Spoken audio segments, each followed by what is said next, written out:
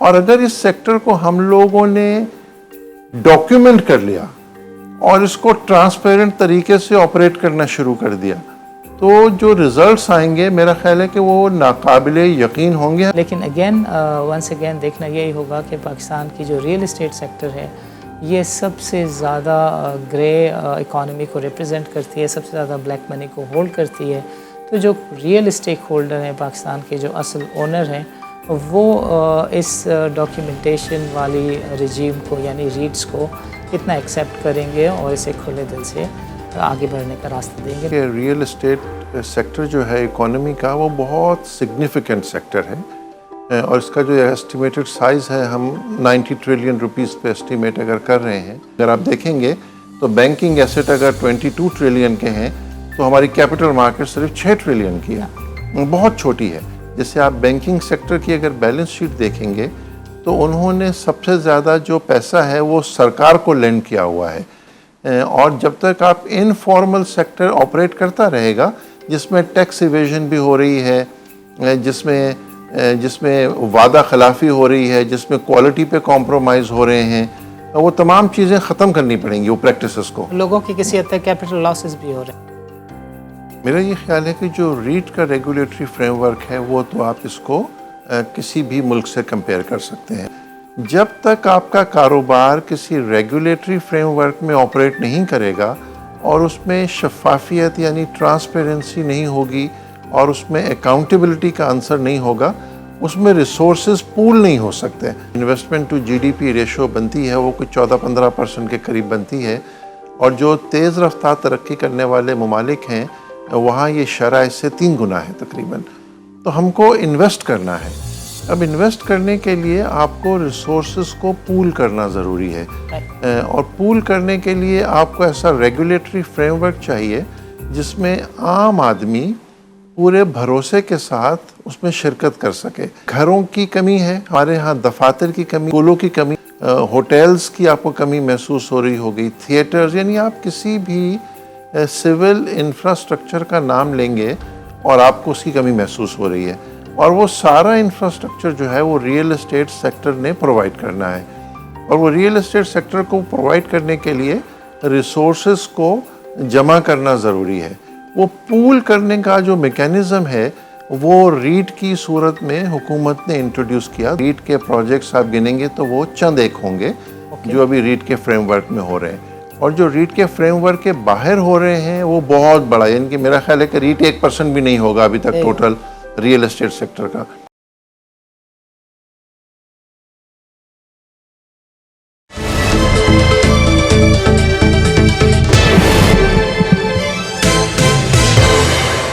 ناظرین, this is Sani Khan and you are watching new episode of inside financial markets. Budget present ہو گیا مگر challenges وہیں کے وہیں ہیں. But there are people who are talking about the real estate sector and there are thoughts کہ اگر real estate sector میں ٹھیک طریقے سے گورنمنٹ کام کرے تو گوئنگ فارورڈ اکانومک چیلنجز کو ایڈریس کیا جا سکتا ہے. But that is long term. Government کا مسئلہ اس وقت الیکشن اور شارٹ ٹرم کے مسائل ہیں. سو آج کے پروگرام میں what we are going to talk about is the real estate sector, اور اس میں ہمارے سے شریک گفتگو ہوں گے Ijaz. He happens to be the C E O of Arif Habib Dolmen REITs. Ijaz صاحب, welcome to the show and السلام علیکم. Thank you. آپ نے چھوٹا سا انٹرو سنا اور آپ دیکھ بھی رہے ہوں گے کہ معیشت کے ساتھ کیا کچھ ہو رہا ہے. ریئل اسٹیٹ سیکٹر کے اوپر کہا جا سکتا ہے that happens to be a fact کہ عارف حبیب کی جو پوزیشن ہے وہ ایک بہت ہی ممتاز ہے, سینٹرل پوزیشن ہے. They happen to be the first pioneers who introduce the REITs and they are doing well. آج کی پوزیشن یہ ہے کہ کوئی 4-5 کمپنیز لائسنس ایکوائر کر چکی ہیں ریٹس کا, اور 4-5 لائسنسز ان پروسیس ہیں. سو گوئنگ فارورڈ کچھ پلیئرس کا انٹرسٹ تو نظر آ رہا ہے, but economic front per on the ground کیا کچھ ہو سکتا ہے ریئلٹیز کو, اکنامک ریئلٹیز کو, ریئل اسٹیٹ سیکٹر کی ڈاکیومنٹیشن اور ریٹس کتنا بدل سکتا ہے, اس کو سمجھیں گے اعجاز صاحب سے. اعجاز صاحب فرمائے گا کہ ود دس پریمبل کے نمبرز کیا سجیسٹ کر رہے ہیں, اور جو پاکستان میں ریئل اسٹیٹ سیکٹر میں اس وقت کام ہو رہا ہے اس کو ریٹس کے دائرہ کار میں لانا کتنا آسان ہے, کتنا مشکل ہے, because you happen to be in the centre of it. آپ سے اچھا اس سوال کا کوئی جواب نہیں دے سکتا. بہت شکریہ آپ کا. آپ نے بہت اہم موضوع پر یہ پروگرام کر رہے ہیں.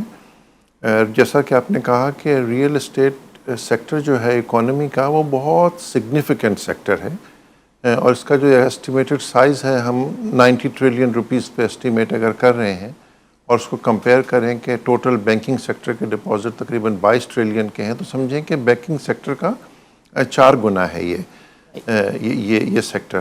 اور یہ صحیح معنوں میں ایک مدر سیکٹر ہے. مدر سیکٹر سے میری مراد ہے کہ اگر یہ سیکٹر ایفیکٹولی کام کرے تو آپ کی بہت سی صنعت اور سروسز کی جو شعبے ہیں وہ اس سے جڑے ہوئے ہیں.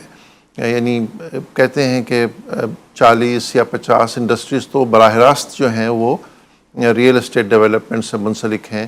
اس کے علاوہ سروسز کا ایک بڑا شعبہ ہے, جیسے اکاؤنٹنٹس ہیں, جیسے ویلیورز ہیں, جیسے لائرز ہیں, جیسے سرویئرز ہیں, وہ اس شعبے سے منسلک ہیں. جیسے بینکنگ کا ایک بڑا حصہ جو ہے وہ اس سے جڑا ہوا ہو سکتا ہے. تو یہ ہے بہت اہم سیکٹر. اور پاکستان کی اکانومی میں جو ہمارے بڑے مسائل ہیں ان میں سب سے بڑا مسئلہ ہے وہ ہے کہ investment as a percentage of G D P وہ بہت محدود ہے. یعنی ہماری جو investment to G D P ratio بنتی ہے وہ کوئی 14-15% کے قریب بنتی ہے, اور جو تیز رفتار ترقی کرنے والے ممالک ہیں وہاں یہ شرح اس سے 3 گنا ہے تقریباً. تو ہم کو انویسٹ کرنا ہے. اب انویسٹ کرنے کے لیے آپ کو ریسورسز کو پول کرنا ضروری ہے, اور پول کرنے کے لیے آپ کو ایسا ریگولیٹری فریم ورک چاہیے جس میں عام آدمی پورے بھروسے کے ساتھ اس میں شرکت کر سکے. اچھے گھروں کی کمی ہے ہمارے سوسائٹی میں. آپ دیکھیں گے ہمارے ہاں دفاتر کی کمی محسوس ہوگی. آپ دیکھیں گے کہ گھروں میں اسکول کھلے ہوئے ہیں تو اسکولوں کی کمی آپ کو محسوس ہوگی. ہوٹلز کی آپ کو کمی محسوس ہو رہی ہوگی. تھیٹرز, یعنی آپ کسی بھی سول انفراسٹرکچر کا نام لیں گے اور آپ کو اس کی کمی محسوس ہو رہی ہے. اور وہ سارا انفراسٹرکچر جو ہے وہ ریئل اسٹیٹ سیکٹر نے پرووائڈ کرنا ہے. اور وہ ریئل اسٹیٹ سیکٹر کو پرووائڈ کرنے کے لیے ریسورسز کو جمع کرنا ضروری ہے. وہ پول کرنے کا جو میکینزم ہے وہ ریٹ کی صورت میں حکومت نے انٹروڈیوس کیا 2008 میں, اور پھر بتدریج اس کے ریگولیٹری فریم ورک کو انہوں نے امپروو کیا. اور اب ماشاءاللہ یہ جو سٹینڈرڈ ہے ہمارے ریگولیشن کا وہ آپ کسی بھی بین الاقوامی ریگولیٹری فریم ورک سے کمپیئر کر سکتے ہیں. یعنی شفافیت کے معنی میں دیکھیے, یا اس کو آپ ڈسپلن کی مد میں دیکھیے, یا آپ اس کی ایفیکٹونیس اور کنٹرول اور مانیٹرنگ کے حوالے سے دیکھیے, وہ بہت اچھا ریگولیٹری فریم ورک بن گیا ہے. اب ریئل اسٹیٹ سیکٹر کے پارٹیسپینٹس کے لیے لازم ہے کہ وہ اس فریم ورک کو سمجھیں اور اس کے مطابق عمل کریں. جب تک آپ کا کاروبار کسی ریگولیٹری فریم ورک میں آپریٹ نہیں کرے گا اور اس میں شفافیت یعنی ٹرانسپیرنسی نہیں ہوگی اور اس میں اکاؤنٹیبلٹی کا عنصر نہیں ہوگا, اس میں ریسورسز پول نہیں ہو سکتے. وہ پول کرنے کے لیے آپ کو ڈاکیومنٹیشن, ٹرانسپیرنسی اور مانیٹرنگ کے میکینزم کو اسٹرینگتھن کرنا ہے. اور وہ بہت اچھا فریم ورک جو ہے وہ ایس سی سی پی نے بنایا ہے, فریم ورک پرووائڈ کر دیا ہے. اور جیسا کہ آپ نے کہا تقریباً 15-16 کمپنیز نے ریٹ مینجمنٹ کمپنی کا لائسنس ایکوائر کر لیا ہے, اور تقریباً 15-16 ہی ریٹ فنڈز جو ہیں وہ آلریڈی رجسٹر ہو چکے ہیں.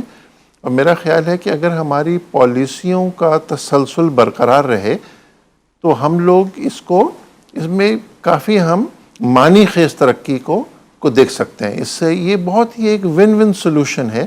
یعنی اس میں آپ کو امپلائمنٹ بھی جنریٹ ہوگی, اس میں گورنمنٹ کے لیے ریونیو بھی جنریٹ ہوگا, اس میں عام آدمی کے لیے بہتر ریئل اسٹیٹ انفراسٹرکچر بھی بنے گا. اس میں ہم مؤثر طریقے سے ریئل اسٹیٹ پروجیکٹس کر سکیں گے. یہاں پہ اگر آپ اپنی سوسائٹی میں دیکھیں گے تو ایک اکثر شکایت رہتی ہے کہ ریئل اسٹیٹ پروجیکٹ میں جب لوگ شرکت کرتے ہیں تو ان کی جو وعدے ہیں وہ پورے نہیں ہوتے اکثر, یا جو ان کی توقعات ہیں وہ پوری نہیں ہوتی, اسپیشلی کوالٹی کی ٹرمز میں, اسپیشلی ٹائم لائن کی ٹرمز میں. یعنی اگر وہ کہیں کہ 5 سال میں ڈیلیور ہوگا تو وہ 8 سال میں بھی ڈیلیور ہو جائے تو لوگ شکر کرتے ہیں. اس کی وجہ ہے کہ ایک انتظامی ڈھانچے کا فقدان تھا.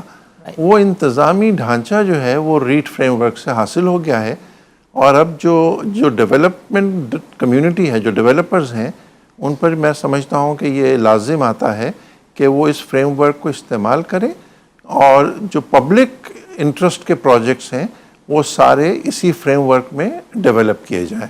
جیسا ابھی آپ نے کہا کہ ایک مربوط نظام ہے، اسٹرکچر ہے، کنٹرولز ہیں، چیکس ہیں، بیلنسز ہیں، اور یہ والی جو بات آپ نے کہی کہ ریئل اسٹیٹ کے کام کو ریٹس پر لانے کے لیے جو ایک پروسیس چاہیے، نظام چاہیے، کنٹرول چاہیے، وہ اب بہرحال کافی ایفرٹس کے بعد میسر آ گیا ہے۔ کیا ہم یہ کہہ سکتے ہیں کہ اس وقت ہم جس جگہ پہ موجود ہیں یہ بین الاقوامی تناظر میں جس طرح کے فریم ورکس موجود ہیں یہ اس سے نزدیک ترین ہے، اس سے کم تر ہے، یا اس میں ابھی امپرومنٹ کی گنجائش ہے؟ میرا یہ خیال ہے کہ جو ریٹ کا ریگولیٹری فریم ورک ہے وہ تو آپ اس کو کسی بھی ملک سے کمپیئر کر سکتے ہیں، وہ انڈیا ہو، سنگاپور ہو، یا کوئی اور ملک جہاں پر ریٹ کا فریم ورک افیکٹو ہے، تو یہ تو بالکل کمپیریبل ہے۔ لیکن ریٹ کے تحت کیے گئے project versus overall segment وہ بہت چھوٹا ہے ابھی، یعنی اگر میں آپ سے کہوں کہ ریٹ کے پروجیکٹس آپ گنیں گے تو وہ چند ایک ہوں گے جو ابھی ریٹ کے فریم ورک میں ہو رہے ہیں، اور جو ریٹ کے فریم ورک کے باہر ہو رہے ہیں وہ بہت بڑا، یعنی کہ میرا خیال ہے کہ ریٹ 1% بھی نہیں ہوگا ابھی تک ٹوٹل ریئل اسٹیٹ سیکٹر کا۔ اور اس کی وجہ ہے کہ جو ترقی ہے وہ بتدریج ہی ہوتی ہے، ظاہر ہے کہ ایولیوشن کا پروسیس ہے۔ ہمارے پاس کیونکہ مالی وسائل کی کمی ہوتی ہے، جیسے آپ بینکنگ سیکٹر کی اگر بیلنس شیٹ دیکھیں گے تو انہوں نے سب سے زیادہ جو پیسہ ہے وہ سرکار کو لینڈ کیا ہوا ہے، اس کے بعد جو بچتا ہے وہ پھر انڈسٹری کو ملتا ہے، پھر وہ ایس ایم ایز کو بہت تھوڑا سا ملتا ہے۔ تو ابھی کیونکہ بینکنگ سیکٹر کا فائنینس جو ہے وہ نہیں پہنچا ریئل اسٹیٹ سیکٹر میں، اور انڈیویجولز جو ہیں وہ انفرادی سطح پر ریئل اسٹیٹ میں انویسٹ کر رہے ہیں، تو وہ فریم ورک کے تحت نہیں آئے ابھی تک۔ تو وہ ہمیں ایک جمپ لینی ہے، ابھی اس سیکنڈ فیز میں جانا ہے کہ جب لوگ ریئلائز کریں گے کہ ریگولیٹری فریم ورک میں کام کر کے ہی آپ اپنے کاروبار کو ترقی دے سکتے ہیں صحیح معنوں میں، تو وہ والا پروسیس ہونا ابھی باقی ہے، اویئرنیس کریٹ ہونا ابھی باقی ہے۔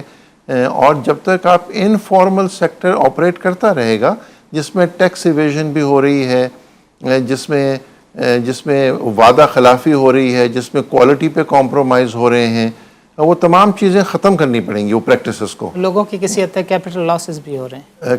یہ کیپٹل لاس تو بہت سی وجوہات کی وجہ سے ہوتا ہے، اس میں ایک بڑی وجہ جو ہے نا وہ انتظامی صلاحیت کی کمی ہے، اور انتظامی صلاحیت آتی ہے ریگولیٹری فریم ورک کے بعد۔ وہ میرا خیال ہے کہ وہ پہلا سٹیپ تو ہم نے کر لیا کہ ایس سی سی پی نے ریگولیٹری فریم ورک تو دے دیا، اب مارکیٹ نے اس کو رسپونڈ کرنا ہے، اور اس کے لیے جو ہماری باقی پالیسیاں ہیں ان کا کنسسٹنٹ رہنا ضروری ہے تاکہ وہ کوئی ڈس ایڈوانٹیج نہیں ہو ریٹ میں کام کرنا۔ اعجاز صاحب ابھی وقت ہوا چاہتا ہے چھوٹے سے وقفے کا۔ ویلکم بیک ناظرین۔ تو اعجاز صاحب وقفے سے پہلے جیسے میں اور آپ گفتگو کر رہے تھے کہ ایک طریقہ کار کے تحت سبسٹینشیل پروگریس ہم نے دیکھی ہے 2008-2015 میں، اور آج کی جو سچویشن ہے، سو گوئنگ فارورڈ ایک تو میں چاہوں گا کہ آپ اس پہ تبصرہ کریں کہ آپ چیزوں کو کتنا بہتر ہوتا دیکھ رہے ہیں، اور تھوڑا سا یہ بتائیں کہ اس وقت کے جو پریزنٹ اسٹیک ہولڈرز ہیں وہ کون کون ہیں، اور اس میں کنٹرول کہاں ہے، اور ان کے رولز اینڈ رسپانسبلٹیز کیا ہیں۔ اگر آپ مجھے اجازت دیں گے میں تھوڑا سا ایلیبریٹ کرنا چاہوں گا کہ ریئل اسٹیٹ ڈیولپمنٹ کو یہ تو ہم سب ایگری کرتے ہیں کہ بالکل بیسک انڈسٹری ہے، گھر، دفاتر، رہنے کی جگہ، اسکول، کالج، ہسپتال، ہوٹل، ہر چیز کو پرووائڈ کرنے میں ریئل اسٹیٹ ڈیولپمنٹ سیکٹر ہے۔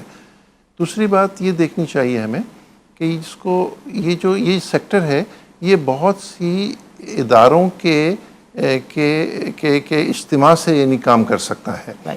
میرا کہنے کا مراد یہ ہے کہ جہاں آپ ریئل اسٹیٹ ڈیولپمنٹ کریں گے تو وہ زمین کا ٹکڑا کسی میونسپیلٹی میں یا کسی کنٹرولنگ اتھارٹی کے ایریا میں آئے گا۔ ہمارے ہاں ہمارے کانسٹیٹیوشن کے مطابق جو ہمارے لینڈ میٹرز ہیں وہ پروونشل سبجیکٹ ہے، تو پروونشل گورنمنٹ کو اس سیکٹر کو امپروو کرنے کے لیے ایک رول پلے کرنا ہے، اور وہ رول سب سے بڑا جو ہے وہ دو صورتوں میں دینا ہے. ایک تو یہ کہ جو زمین کا ٹائٹل ہے اس کا کنٹرول پروونشل گورنمنٹ کے پاس ہے. دوسرا جو لینڈ کے ٹرانسفر ڈیوٹیز اینڈ ٹیکسز ہیں وہ ایک زمانے میں بہت ہائی ہوتے تھے اور اس کو پروونشل گورنمنٹس نے ریشنلائز کیا, اور اس سلسلے میں سب سے عمدہ جو ریشنلائزیشن ہے وہ سندھ گورنمنٹ نے کی ہے. اور میں انکریج کروں گا کہ باقی گورنمنٹس بھی اس کو اسٹڈی کریں اور اس کو ریپلیکیٹ کریں. اس کو سندھ گورنمنٹ نے بہت اچھا کیا ہے کہ اب آپ کو جو ٹرانزیکشن ہے, پہلے اس میں لوگ اصل قیمت کو چھپاتے تھے کیونکہ وہ چھپا کے ٹیکس بچاتے تھے, کیونکہ ٹیکس جو ہے وہ پیپر پہ بہت ہائی تھا اور ایکچوئل ریئلٹی میں کوئی دیتا نہیں تھا. تو سندھ گورنمنٹ نے اب ڈیوٹی اسٹرکچر کو ایسا ریشنلائز کر دیا ہے کہ آپ کو وہ چھپانے کی ضرورت نہیں ہے اور آپ ڈکلیئر کر سکتے ہیں ایکچوئل ویلیو. اور میں یہ انکریج کروں گا تمام پروونشل گورنمنٹس کو کہ وہ سندھ گورنمنٹ کی اس کو فالو کریں. نمبر 1. نمبر 2, جو کارپوریٹ گورننس کا فریم ورک ہے کہ ڈیولپرز اپنے آپ کو کیسے آرگنائز کریں, وہ ریٹ ریگولیٹری فریم ورک کی صورت میں SCCP نے دے دیا. نمبر 3, جو ہمارے ملک میں اس وقت مالی وسائل ہیں وہ بینکوں کے پاس ہیں. ہماری کیپٹل مارکیٹ ابھی اتنی ڈیولپ نہیں ہو سکی بینک کے مقابلے میں. اگر آپ دیکھیں گے تو بینکنگ ایسٹ اگر 22 ٹریلین کے ہیں تو ہماری کیپٹل مارکیٹ صرف 6 ٹریلین کی ہے, بہت چھوٹی ہے.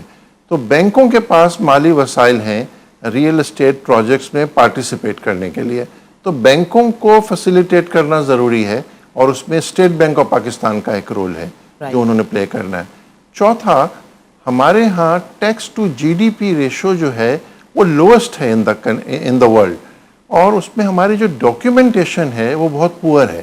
آپ دیکھیں گے کہ نمبر آف ٹیکس پیئر جو رجسٹرڈ ہیں وہ بہت ایک چھوٹا سیگمنٹ ہے ہماری کنٹری کی پاپولیشن کا. تو جو ہمارا ٹیکسیشن فریم ورک ہے وہ ایسا ہونا چاہیے کہ ٹرانزیکشن ڈکلیئر کرنا سزا نہیں ہو کسی بھی طریقے سے, اور اس کو وہ انکریج کریں کہ آپ ایکچوئل ویلیو ڈسکلوز کریں, آپ ٹرانسپیرنسی کے ساتھ کام کریں اور اس کے تحت کام کرنا آپ کے لیے ڈس ایڈوانٹیجز نہیں ہو. تو پچھلے کچھ عرصے میں صوبائی حکومتوں نے ہماری جو ریگولیٹری باڈیز ہیں جیسے SCCP ہے اور جس طرح اسٹیٹ بینک آف پاکستان ہے اور پروونشل گورنمنٹس ہیں اور FBR ہے, ان سب نے مل کر ایک ایسا نظام وضع کر لیا ہے کہ اب ڈیولپرز جو ہیں وہ واضح طریقے سے بڑے اسکیل کا کام کر سکتے ہیں. اور اس طرح سے جو کاروبار میں ترقی ہے میں سمجھتا ہوں وہ 1 سے 10 گنا نہیں ہے, وہ 1 سے شاید 100 یا 1000 گنا ہو سکتی ہے. یعنی اگر آپ دیکھیں گے کہ ہمارے ملک میں صرف گھروں کی جو کمی ہے وہ تقریباً کہتے ہیں کہ 1 کروڑ گھروں کی کمی ہے, اور ہمیں ہر سال تقریباً 7 لاکھ نئے گھر درکار ہوتے ہیں اور ہم صرف 4 لاکھ بنا پاتے ہیں. اور یہ ایسا کیوں ہو رہا ہے؟ بیکاز ہم لوگ آپس میں وسائل جمع کر کے گھر نہیں بنا پا رہے. یعنی میں اور آپ مثلاً آپ کے پاس بھی پیسے اتنے نہیں ہیں کہ آپ ایک گھر لے سکیں اور میرے پاس بھی اتنے پیسے نہیں ہیں کہ میں ایک گھر لے سکوں, لیکن ہم دونوں اپنے پیسے ملا کے ایک گھر لے سکتے ہیں. بٹ وہ پیسے ملانے کا کوئی میکینزم, کوئی قانونی طریقہ کار ہونا چاہیے, وہ اب موجود ہے, وہ پہلے نہیں تھا. لیکن اس طریقہ کار کے بارے میں اویئرنیس کریٹ کرنا اور مارکیٹ کو اس میں پارٹیسپیٹ کرنا, یہ ابھی ایک بڑا مرحلہ ہے جس کو ہمیں عبور کرنا ہے. اس لیے مجھے لگتا ہے کہ پراسپیکٹس بہت زیادہ برائٹ ہیں کہ ہم اس ملک کو اور اس صنعت کو ترقی کی راہ پہ ڈال سکتے ہیں. زبردست. اجاز صاحب یہ فرمائیں کہ آج ایک بلڈر ایک خاص طریقے سے کام کرتا ہے, اس کو ورکنگ پارٹنر کہتے ہیں. میرے پاس زمین ہوتی ہے, بلڈر آ جاتا ہے, وہ کہتا ہے کہ میں بناؤں گا, آپ کا ورکنگ پارٹنر کے طور پہ کام کروں گا, اور پھر ایک ریشیو پروپورشن ایگری ہوتا ہے اور وہ پروجیکٹ جو ہے وہ اسٹارٹ ہو جاتا ہے. But when you talk about rate structure, اس کمپنی کو بنانے سے متعلق تو ہم نے تھوڑا سا ڈسکشن کر لیا, but in terms of this working model میں چاہوں گا کہ آپ تھوڑا سا لے مین لینگویج میں لوگوں کو سمجھائیں کہ یہ ریٹس کے فریم ورک میں یہ چیزیں کیسے کام کرتی ہیں. اور جیسے آپ نے تھوڑی دیر پہلے کہا تھا کہ وہ بیسک مسائل جس کی وجہ سے لوگوں کو اس کی کوالٹی کنٹرول, اس میں لوگوں کو سمجھنے میں مسائل درپیش ہیں کہ یار زمین میری ہے, وہ کسی اور جگہ چلی گئی, اس کو آپ نے SPV دے دیا, میرا کنٹرول رہا نہیں رہا, اس میں کتنی پروٹیکشن ہے, پچھلی والی چیزیں ریپیٹ ہو سکتی ہیں نہیں ہو سکتی ہیں. تو میں چاہوں گا کہ آپ اس کو تھوڑا سا پریکٹیکلی اس سائیکل کو ایکسپلین کریں. میں کوشش کرتا ہوں کہ میں پروسیس کو ذرا سمپل طریقے سے ایکسپلین کر سکوں. وہ والے پروجیکٹس جن میں ریسورسز کو پول کرنا ضروری ہے اس کے لیے ایک فریم ورک موجود ہونا چاہیے. جیسے آپ نے کہا کہ ہم لوگ چھوٹے چھوٹے گروپس میں کام کرتے رہے ہیں. مثلا ایسوسیشن آف پرسنز ایک فریم ورک ہے, وہ بن گیا کہ 5 7 8 لوگ جو ایک دوسرے کو جانتے ہیں وہ ایک کاغذ بناتے ہیں, اس کو وہ AOP بولتے ہیں, ایسوسیشن آف پرسنز, اور اس میں سب اپنا اپنا حصہ طے کر لیتے ہیں اور اس لحاظ سے پیسے ڈالتے ہیں. اس میں ایک ورکنگ پارٹنر ہوتا ہے. لیکن یہ ساری ارینجمنٹ جو ہے یہ کوئی فارمل ارینجمنٹ نہیں ہے, یعنی کوئی ریگولیٹری فریم ورک اس کو کنٹرول نہیں کر رہا. مثال کے طور پہ ہم ڈولمن سٹی پروجیکٹ کراچی میں ہے, آپ نے دیکھا, یہ میں سمجھتا ہوں بہت خوبصورت ایک ایسٹ ہے ریئل اسٹیٹ کا, بہت ایکٹیو مال ہے جہاں پہ کاروبار, تفریح, انٹرٹینمنٹ, آپ کو بہت سے مواقع ملتے ہیں. اس کے تقریباً 6000 حصے دار ہیں.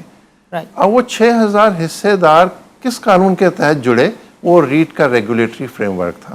اب ان 6000 میں سے ایسٹ کس کے نام ہوگا؟ تو وہ اس کا انہوں نے بنا دیا ایک طریقہ کار کہ یہ ٹرسٹ کے سٹرکچر میں کام کرے گا. تو ہم ایک ٹرسٹی اپوائنٹ کریں گے جو ایک ادارہ ہوگا.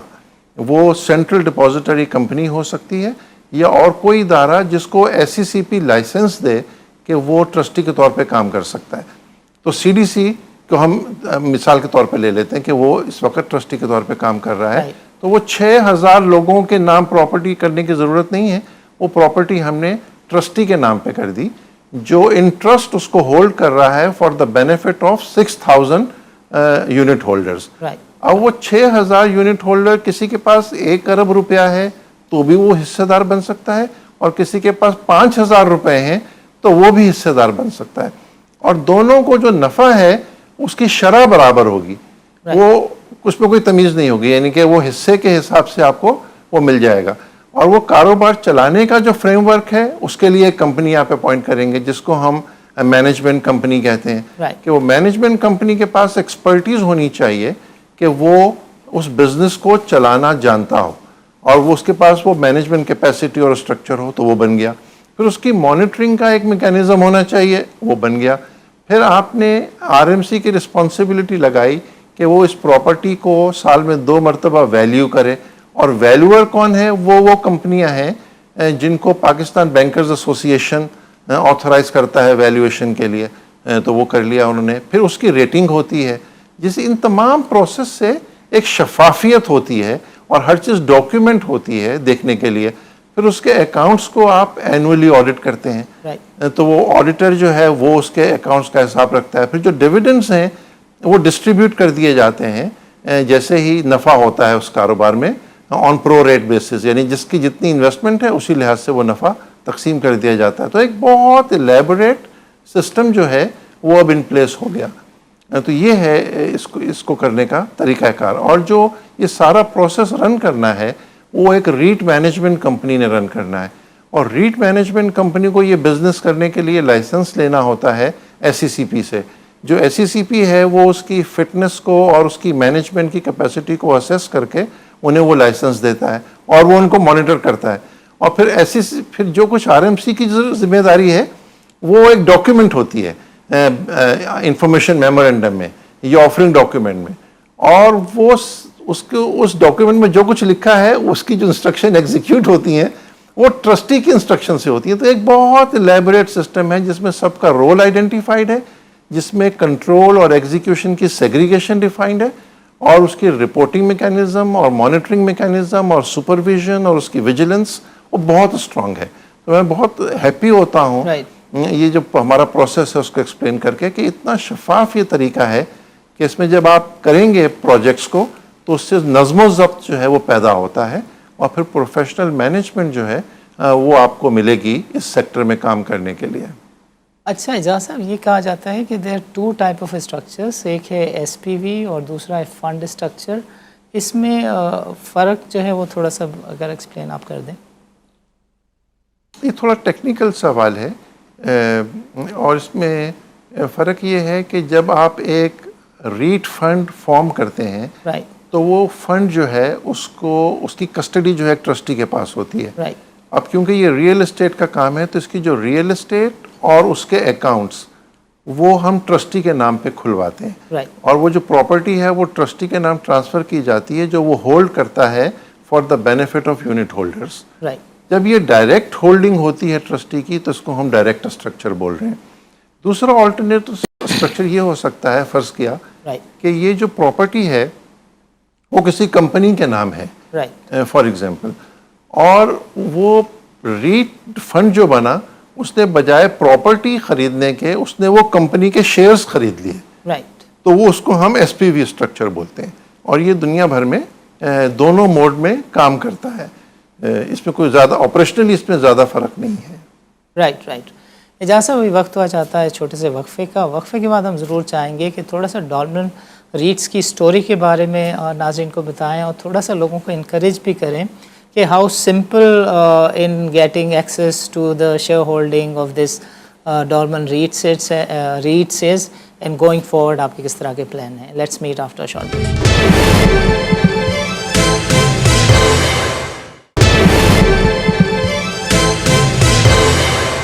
ویلکم بیک ناظرین. اجازت صاحب, ہم وقفے سے پہلے جیسے بات چیت کر رہے تھے کہ a lot has been done, but I would want you first to speak about کہ how did this Dolmen REITs came across, اور یہ جو سفر ہے آپ کا آغاز سے آج تک کا, اس کو آپ کیسے دیکھتے ہیں, اور if you were to recommend کہ کوئی اپنی سیونگ کو 22% والے پرچے میں لے کے جائے یا اسٹاک مارکیٹ میں لے کے جائے, بیکاز ہم نے ایسے سال اسٹاک مارکیٹ میں دیکھے نا کہ ایک سال میں 70 ڈبل بھی ہوئی ہے مارکیٹس, ایسے بہت سارے سال بازار حصص نے دیکھے ہیں. So for every instrument there is a life cycle of up and downs. So when you talk about real estate, اس کے جو نمبرس ہیں they speak for them self. So Dolmen REITs کے کانٹیکس میں تھوڑا سا بتائیں, اور گوئنگ فارورڈ جو ریٹس کا پوٹینشیل ہے اس پہ بھی تھوڑی سی گفتگو کریں. اس سوال کا جواب دینے کے لیے اگر آپ مجھے الاؤ کریں گے تو میں تھوڑا میکرو اکنامک اسٹرکچر کی بات کرنا چاہوں گا. پاکستان کی اکانومی کو ہم سمپلی سمجھنے کے لیے سمجھ لیتے ہیں کہ ایک ٹائم آیا جب ہم نے نیشنلائز کیا ہر چیز کو. اس کے بعد ایک دور آیا نیا جب ہم نے پرائیویٹائز کیا. وہ پرائیویٹائزیشن میں کچھ ریفارمز ہوئے. اس میں ایک ریفارم آپ نے دیکھا کہ ہم نے پرائیویٹ سیکٹر میں بینکس الاؤ کیے. پہلے ایک زمانے میں صرف نیشنلائز بینکس تھے 4-5, پھر ہم نے پرائیویٹ سیکٹر کو بینک کھولنا الاؤ کیا. اس سے بینکنگ سیکٹر ریفارم ہوا اور میجر اس میں گروتھ دیکھنے میں آئی. اس کے بعد ہم نے کیپٹل مارکیٹ کے ریفارمز دیکھے. پھر ہماری جو اسٹاک مارکیٹ ہے یہ پہلے بروکر زونڈ ہوتی تھی, پھر وہ ڈی میوچولائز ہو گئی, اب وہ ایک لسٹڈ کمپنی بن گئی. اسی طرح آپ دیکھیں گے کہ پہلے بینکنگ میں ہوا, پھر ہمارے انڈسٹریل ریفارمز بھی آتے رہے. یعنی ہمارا آئی پی پی کی پالیسیز آئی, ہم نے بجلی گھر لگائے, ہماری ٹیکسٹائل کی پالیسیز آئیں, فرٹیلائزر کی پالیسیز آئیں. تو سیکٹر بائی سیکٹر ہم لوگوں نے چیزوں کو کیا ہے. تو جو ریئل اسٹیٹ ہے اس کو بھی ریفارم ہو کے ویسے ہی آپریٹ کرنا ہے جیسا کہ وہ باقی دنیا میں آپریٹ کرتا ہے, جو ماڈرن ورلڈ ہے, جہاں بزنس جو ہے وہ بزنس کے اصولوں کے مطابق ہوتا ہے. تو یہ سب سامنے رکھتے ہوئے ریٹ کا جو دنیا میں ایک چیز سمجھ میں آ گئی کہ ریئل اسٹیٹ سیکٹر کو اگر آپ نے ریگولیٹ کرنا ہے تو اس کے لیے ایک ریٹ کا ریگولیٹری فریم ورک ہونا چاہیے. وہ ہم 2008 میں ہم نے انٹروڈیوس کیا. ہمارے ہاں ہر قوم کا, ہر کنٹری کا ایک اپنا ایک بیک گراؤنڈ ہوتا ہے جو وہ کیری کر رہی ہوتی ہے. ہم لوگ جب بھی کوئی پالیسی بنا رہے ہوتے ہیں تو خدشہ سا رہتا ہے کہ کہیں ناجائز منافع نہ بنا لیا جائے, کہیں عام آدمی کے ساتھ دھوکہ نہ ہو جائے, اس قسم کے خدشات رہتے ہیں. تو ہمارے یہ جو خدشات ہیں یہ ہماری پالیسیز میں بھی ریفلیکٹ ہو رہے ہوتے ہیں, اور مینی ٹائمز ہم وہ پروڈنٹ نہیں ہو رہے ہوتے, اس کو اوور ریگولیٹ کر لیتے ہیں, ہم اس کو اسٹفل کر دیتے ہیں, دم گھٹنے لگتا ہے. پھر وہ چیزیں ایوالو ہوتی ہیں جب اسٹیک ہولڈرز کے ساتھ ریگولیٹر اوپن مائنڈ کے ساتھ انگیج ہوتا ہے, اور پھر دونوں کی کریڈیبلٹی اسٹیبلش ہوتی ہے, ٹرسٹ اسٹیبلش ہوتا ہے, تو پھر ہم آگے چلتے ہیں. آپ اگر اپنی کنٹری میں اور جو ڈیولپڈ اکانومیز ہیں ان میں اگر آپ ایک خاص فرق دیکھنا چاہیں تو آپ کو ایک خاص فرق دکھائی دے گا, وہ ہے انویسٹمنٹ پروفیشنلز. انویسٹمنٹ پروفیشنلز جو ہیں ہمارے ہاں بہت کم ہیں, اور بہت چھوٹا سیگمنٹ ہے. باہر کی جو ڈیولپڈ کنٹریز ہیں, یو ایس, کینیڈا, یو کے اور جتنے بھی بڑے اکانومیز ہیں, وہاں انویسٹمنٹ پروفیشنلز جو ہیں وہ ایک بہت بڑا سیگمنٹ ہے. اور وہ کیا کرتے ہیں کہ وہ عام آدمی کو, عام کمپنیوں کو ایڈوائز کرتے ہیں کہ انویسٹ کیسے کرنا ہے, کس سیکٹر میں انویسٹ کرنا ہے اور اس کو مینیج کیسے کرنا ہے. ہمارے ہاں ابھی تک اونر مینیجر کا کانسیپٹ ہوگا. آپ نے اکثر دیکھا ہوگا ہمارے بڑے بڑے انڈسٹریل گروپس جو ہیں, بزنس گروپس, وہی اونر ہیں, وہی مینیجر ہیں اور وہی میجورٹی اون کرتے ہیں. تو ابھی تک انویسٹمنٹ مینجمنٹ کا سچ کانسیپٹ ابھی تک جڑیں نہیں پکڑ سکا ہے ہمارے ملک میں. تو یہ چیز جو ہے یہ ہمارے ریٹ ریگولیٹری فریم ورک میں بھی ریفلیکٹ ہو رہی ہے. تو جب یہ ریٹ ریگولیٹری فریم ورک آیا تو انہوں نے تقاضا کیا کہ جو ہماری ریٹ مینجمنٹ کمپنی ہے وہ ریئل اسٹیٹ بزنس کی بھی ایکسپرٹ ہو اور وہ انویسٹمنٹ بزنس کی بھی ایکسپرٹ ہو. تو ہم نے جو کمپنی بنائی عارف حبیب ڈولمن, اس میں عارف حبیب گروپ جو ہے اس کا بیک گراؤنڈ جو تھا وہ کیپٹل مارکیٹ کا تھا, انویسٹمنٹ مینجمنٹ کا بیک گراؤنڈ تھا. اور جو ڈولمن گروپ ہے اس کا ریئل اسٹیٹ کا بیک گراؤنڈ تھا, ریئل اسٹیٹ ڈیولپمنٹ اور مینجمنٹ. پھر ہم نے ان دونوں ایکسپرٹیز کو کمبائن کیا تاکہ ہم ریگولیٹری فریم ورک کی ضروریات کو پورا کر سکیں. اور پھر اس دونوں گروپس کے پروجیکٹس تھے اپنے ریئل اسٹیٹ کے, تو انہوں نے ان دونوں پروجیکٹس کو کامیابی کے ساتھ پایہ تکمیل تک پہنچایا. اور اس کے ساتھ یہ پھر ہم لوگ ریٹ مینجمنٹ کے بزنس کو گرو کر سکے. وہ کہتے ہیں نا کہ پہلے آپ کو ڈیمانسٹریٹ کرنا ہوتا ہے ایک کیس کہ یہ سکسیسفلی ہو گیا, جب اس کے بعد پھر اس کو کاپی کرنا آسان ہو جاتا ہے. تو اسی طرح ہم نے پہلے جو ریٹ مینجمنٹ کمپنی بنائی اس میں دو گروپوں کی ایکسپرٹیز کو جمع کیا, ایک ریئل اسٹیٹ کی, ایک انویسٹمنٹ مینجمنٹ اور کیپٹل مارکیٹ کی. پھر انہوں نے ڈیلیور کر کے دیا. وہ پروجیکٹ جب ڈیلیور ہو گیا ماشاءاللہ تو اس سے کانفیڈنس آیا مارکیٹ کو, اور اس سے پھر اب ہم لوگ مزید پروجیکٹس جو ہیں وہ ریٹ کے فریم ورک میں کر رہے ہیں. اس سے جو ہماری مینجمنٹ ہے پروجیکٹس کی وہ بہت امپروو ہو گئی. ہمارے پروجیکٹس کے جو بائرز ہیں ان کے لیے بہتر ہو گیا ڈسپلن کا ہونا. ہمارا کاسٹ کنٹرول, ہماری ایفیشنسیز, ہمارے ڈسکلوجرز, ہماری ٹرانسپیرنسی, وہ سب چیزیں امپروو ہو گئی. اور انشاءاللہ یہ جو ماڈل بن کے سب سامنے آئیں گے تو لوگ اس کو پھر کاپی کریں گے. Really make sense. اجاز صاحب میں چاہوں گا آخر میں تھوڑا سا آپ تبصرہ فرمائیں کہ ریٹس کا جو سیکٹر ہے یہ اگر ٹھیک طریقے سے اپنا پوٹینشیل دینا شروع کر دیتا ہے تو جو پاکستان کی معیشت کو اس وقت مسائل درپیش ہیں اس کو کس حد تک یہ اوورکم کرنے میں مددگار اور معاون ثابت ہو سکتا ہے؟ اگر میں ایک بات کہوں نا تو آپ کو شاید تھوڑی مضحکہ خیز لگے, ہمیں ایفیکٹولی آپریٹ کرنے کے لیے جو سب سے بنیادی ضرورت ہے وہ یہ ہے کہ ہماری آنکھیں کھلی ہوں. آنکھوں پر پٹی باندھ کے آپریٹ نہیں کیا جا سکتا. ہماری اکنامک مینجمنٹ کے چیلنجز کا تو ہم ذکر کرتے ہیں اور ہم حکومت کو بھی تنقید کا نشانہ بناتے ہیں, لیکن ہم یہ اس چیز کا اعتراف نہیں کرتے کہ حکومت ایفیکٹولی اندھیرے میں کام کر رہی ہے. اگر آپ کے پاس ڈیٹا ہی نہیں ہے تو آپ پلاننگ کیسے کریں گے؟ اب آپ یہ دیکھیں گے کہ ہمارے ہاں زیرو ڈیٹا ہے ریئل اسٹیٹ پہ. کتنی ٹرانزیکشنز ہوئیں یہ پتہ نہیں لگتا, کس ریٹ پہ ہوئیں یہ بھی پتہ نہیں لگتا, کتنا کرایہ کس دکان سے وصول کیا جا رہا ہے کسی کو معلوم نہیں ہے. سو بغیر ٹرانسپیرنسی کے اور بغیر ڈیٹا کے پلاننگ نہیں ہو سکتی, اور جب تک پلاننگ نہیں ہو سکتی تو پھر تو سمجھیں کہ اندھیرے میں آنکھوں پہ پٹی باندھ کے ہی چلنے کا وہ ہے. تو ہماری اکانومی جس حالت میں ہے ہمیں اس کو مسلسل سیدھا کرنے کی ضرورت ہے, ہر سیگمنٹ کو آپریٹ کرنے کی ضرورت ہے. ہر سیگمنٹ اس کا, یعنی آپ بینکنگ اٹھائیں گے اس میں ریفارمز کی ضرورت ہے, جو بڑے سیگمنٹ ہے نا انڈسٹری ہے اس میں ریفارمز کی ضرورت ہے, ٹیکسیشن میں ریفارمز کی ضرورت ہے, ہاؤسنگ میں ریفارمز کی ضرورت ہے, یعنی ریئل اسٹیٹ ڈیولپمنٹ میں ریفارمز کی ضرورت ہے.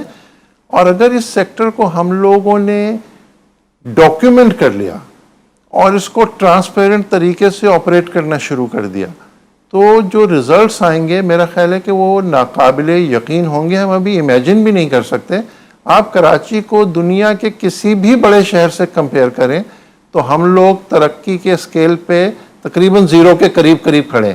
ہمارے اسکائی اسکریپرز دیکھ لیں, ہمارے ہاں سہولیات دیکھ لیں, انفراسٹرکچر دیکھ لیں, کچھ بھی دیکھ لیں, ریلوے کا نظام دیکھ لیں, ٹرانسپورٹ کا نظام دیکھ لیں, آپ کے پاس بس ٹرمینل بھی پراپر نہیں ہے. اگر میں آپ سے کہوں کہ ایون पब्लिक टॉयलेट्स भी नहीं है इस शहर में Right.